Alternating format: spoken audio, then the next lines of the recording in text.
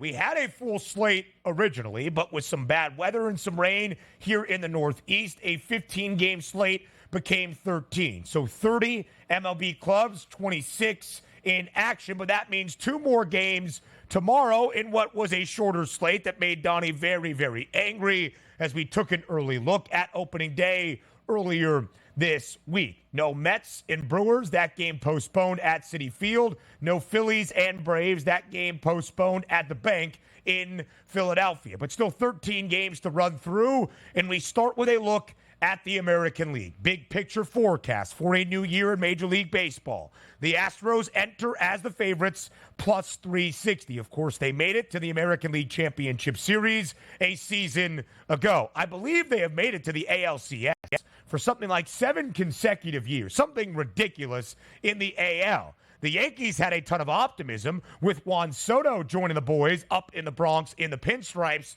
but with some concern around the reigning AL Cy Young winner in Garrett Cole, that number has moved back. And how about the reigning American League pennant winners, the reigning World Series champs, the Texas Rangers? They round out the top 3, plus 650, alongside the Orioles, who see that number grow as well, plus 650 to win the American League. Donnie, when you look at the AL pennant odds, what grabs your attention first?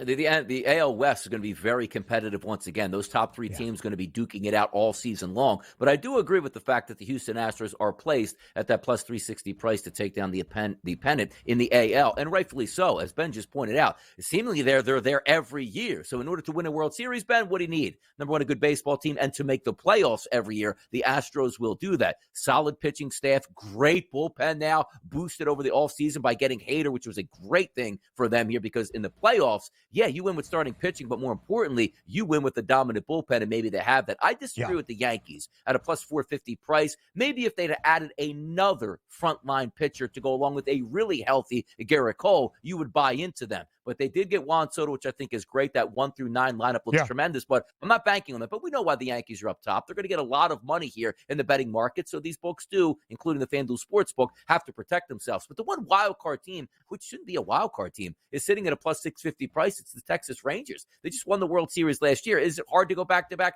Absolutely it is. But let's also see, it's a solid team as is built right now. Some good young talent, draft picks that are homegrown, some free agents that they've used to their advantage, being able to spend money over the past couple of years. But hear me out on this. This might be a blessing in disguise. Jacob deGrom and Max Scherzer are on that roster. They won't be there for opening day, but let's just say you get both of those guys back by midsummer, and they're pitching decently. I'm not even talking about Cy Young-wise, just decent. You look forward to a playoff run where if they're in form by the time you get there, the amount of talent they have as a 1, 2, 3, 4 punch for pitching could be absolutely tremendous. And so many times we take a look at Max Scherzer getting up there in years. He's usually been a very good pitcher in the first half of the season, only to fade late and maybe not even pitching in the playoffs because his arm is dead. The longer you hold him out to save those innings, that could be one of those bonuses in the second half of the season and into the playoffs. So I would take a flyer on the Texas Rangers at a plus 650 price, thinking about what might happen around midsummer.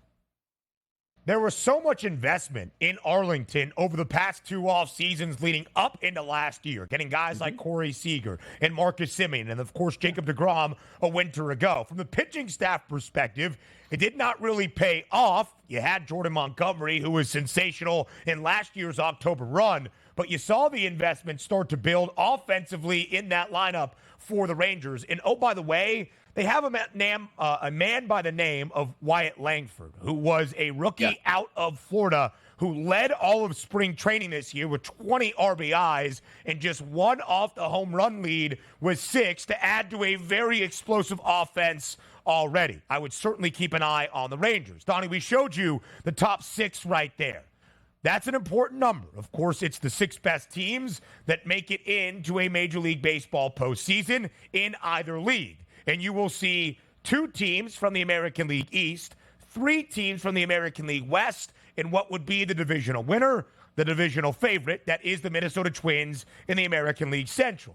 But I do want to mention 2 other American League East teams as we look at the rest of the board in the AL, or at least most of the 15 teams that play in this league. The Blue Jays still have a minus money price to make the postseason. So the odds makers already expect the race for the wild card in the AL to be highly competitive, and that does not even include the Tampa Bay Rays at a plus 105 price. The Rays have made the postseason 5 consecutive seasons. Yeah, no, you're right about it. The one thing you can factor on with the Tampa Bay Rays, losing superstars, they're used to it. They account for it. They know in their pipeline they can replace some of those players. So if you're going to have a pitcher that's expected to make $150 million on the open market, you know he's not coming back. So they prepare for this. The one thing that we do know in Major League Baseball more than ever, I understand we look at dominant starting pitching, and that makes the most sense here. But to be honest, you give me a team with quality, not dominant starting pitching, and a very good bullpen with multiple guys throwing 100 miles an hour for great matchups. I like those teams here. It seems like we doubt the Tampa Bay Rays every single year that they enter. They're not going to be as good as the Yankees, the Red Sox. They just don't have the talent or the payroll. Don't leave them out here, because the one thing we do know, they'll be competitive all the way through just because of that bullpen.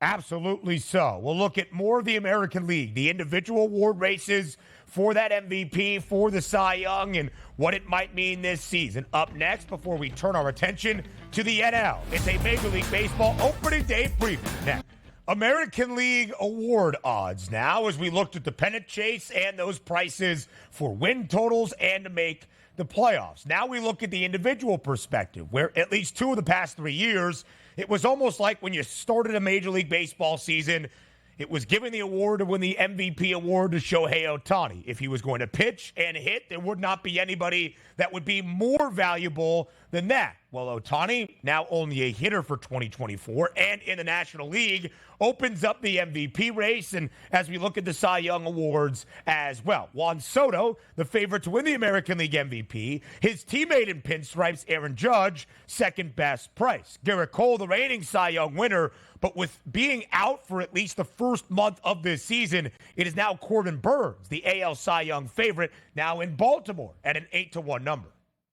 Yeah, we're wide open in the Cy Young race here this year, because you don't have those normal names that we expect at the top of the leaderboard, which, again, Corbin Burnes is a great pitcher, but going into a new environment, maybe he has to work on some things that didn't in the past. And also keep in mind, Burnes going over to a division that has a lot of small ballparks. Forget about just pitching in the Oriole land there down at Camden Yards, where they did push back the fences and left, which is going to help him a little bit. But you're still pitching in Fenway. Toronto moved in the fences again, and Yankee Stadium. So you're not going to get any bonuses at that point, but it is a wide open race. And a lot of fun, so a lot of big tickets here you can make on those items. But if we're taking a look at the AL race, I always find this interesting, right? FanDuel Sportsbook here, and the Yankees. It's Soto and Judge, 1 and 2. It's the same. So let's just say, again, for just, competitive purposes, Soto hits 45 home runs. Judge hits 47 home runs. It's not everybody going like, okay, 47 wins. Everybody votes for Aaron Judge. Soto's going to steal some of those from his own teammate at this point. So when I look at that situation, I say, is there a chance those two could run away with it? Yes. Small ballpark, unbelievable swings, stay healthy, a lot of home runs can leave there, and that's usually what we look at, the overall statistics. But am I wrong to say to myself, Mike Trout, who basically has been injured the past couple years, plays in Los Angeles, Ohtani is gone. If he plays and is healthy this year, the only goal for the Angels is him just getting statistics here. He's at a 20-1 price. And who's to say that if he regains that form, as we'll talk about as a generational talent, which was on a trajectory of maybe being the best overall baseball player we've ever seen play in over 100 years, 20-1 seems feasible. If Trout stays healthy, what do you pencil him in for? 320 average, 40 bombs, 110 RBIs on a bad baseball team that's probably at the end of the season going to move up to the leadoff position to get more at-bats to try to get more home runs? Come on now. I think that's the biggest if Mike Trout stays healthy. And let me add this if Mike Trout stays in Anaheim this year as well. The Angels have the third lowest win total in the American League at 72.5. Would they look to make a huge shakeup at a certain point this year if things don't go well for the Halos? Rookie of the Year in the American League, like I mentioned, know the name Wyatt Langford for the Texas Rangers. His teammate Evan Carter, who played last year in the October run and was sensational. They have the 2 best price in the Rookie of the Year race in the AL. And A.J. Hinch, the Detroit Tigers, a little bit of optimism, plus 550 as the favorite to win Manager of the year. Now we turn our attention to the National League, where the story is really at the top, DRS, and then maybe we make some cases for value. It already is a two-team race. That was the story last year in MLB as well. And before this year even starts in 2024, that narrative picks up once again. The Dodgers, plus 165. About $1 in front of the Braves, plus 250 to win the pennant. You have to move back by $5.50 to the Philadelphia Phillies, who have played in the National League Championship Series each of the past 2 years without the Dodgers or the Braves there as well. You take a look at this, and I say to myself, you'd be a fool not to bet the Dodgers to win the National League because they're the best team. You'd also be a fool to play a plus 165 price on the Dodgers to win the National League. Same possibly could be said for the Atlanta Braves at only a 250 price. Now, if I would have told you both of those teams are the two best teams entering into the Major League Baseball season, Donnie, what's the problem? You tell me the Dodgers are the best, but I can't bet them at a plus 165 price. Just think about it as a handicapper, right? March, April, May, June, July, August, September, October, and November. You're going to hold plus 165 there until that actually gets done, which I guess they would probably pay you out October 3rd or 4th whenever the season ends up. But still, you get the point in the picture here. Same thing with the Atlanta Braves at a plus 250 price. There's a lot of quality teams in Major League Baseball that we look forward to. I just don't understand the price point and betting and saying, you know what? I have unbelievable value on the Dodgers at plus 165. A lot of things do happen. But what we do know here is that the regular season does not cash this ticket, Ben. So if I tell you the Dodgers have the best record, the most wins in the National League, you don't cash that ticket. You then have to do it again in the playoffs, which you're going up in short series against other teams' dominant pitchers here. The Dodgers and the Braves are the two best teams in the National League. But those price points, I'm not betting them, Ben. The Dodgers won the World Series in the short sprint that was the 2020 season. The Braves won the World Series the year after in 2021. Both teams have been expected to win it once again over the last 2 years in MLB, and neither have reached the NLCS. The Phillies have, and then, of course, 2 years ago was against the Padres, last year against the Arizona Diamondbacks, and it was the D-backs playing in the World Series as a National League pennant winner. You can see what is expected of both the Dodgers and the Braves. 102 and a hook, the win total for L.A. They might get there. The Braves have had at least 101 wins the last 2 years. 101 and a hook, their win total. The Braves have won the NL East 6 straight years. The Dodgers have won the NL West 10 of the last 11 seasons, and that is baked into the price. Unlike the American League, Donnie, that had 6 teams that were favored to see the postseason, maybe even 7 when you throw in the Toronto Blue Jays. Only 5 teams have a minus money price to see the National League postseason, not because they're bad ball clubs, not because the Dodgers and the Braves are going to run away with it, just because so much is left up in the air. And you can see the drop-off in the numbers. The Phillies are minus 230 to see the playoffs. That's the third best price. The D-backs have the fourth best number at minus 115. So much is up in the air when you look at the National League as we move to down the board. Could teams like the Giants or the Padres make a run? Maybe so in the National League. Yeah, and you're taking a look and saying, wait a second here.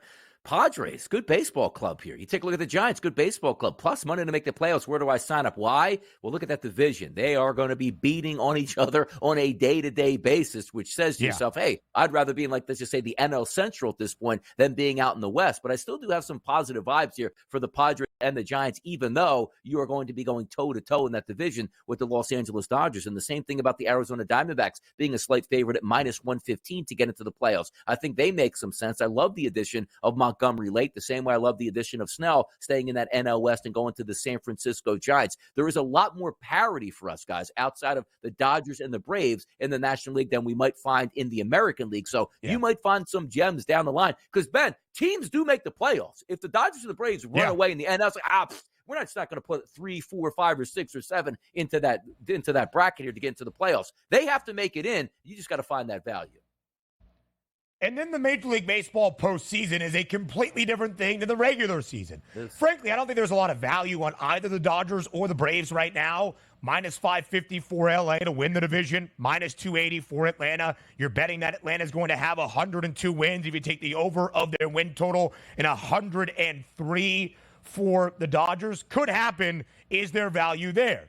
Now we look at the National League award odds. For the MVP, the reigning MVP winner is the favorite at 5-1. That's Ronald Acuna Jr. And then following him, it is 3 Dodgers. Mookie Betts, Freddie Freeman, Shohei Ohtani. If Shohei was pitching this year, which he is not, on the bump, it would not be a plus 950 price, but he is not throwing. Can he win the National League MVP award as just somebody at the dish? I mean, I'm sure he can do it, but again, it's that same price points that you're looking at from the New York Yankees and also how to go approach betting winning an MVP. If Betts has a great year, Freeman and Ohtani, again, it's not going to be like, okay, you have to make one choice here. Like, no, they're going to split some bets up here, which is why Ronald Acuna is ultra talented. What does he do well? Hits for average, steals bases, and hits for power. I mean, that's the triple combo, and also in a really good baseball team. 5-1 is not a bad price for Acuna, but a little bit later in the show, I'm going to tell you who might have even more value and why you might be taking another superstar here at the good price point to win MVP, Ben.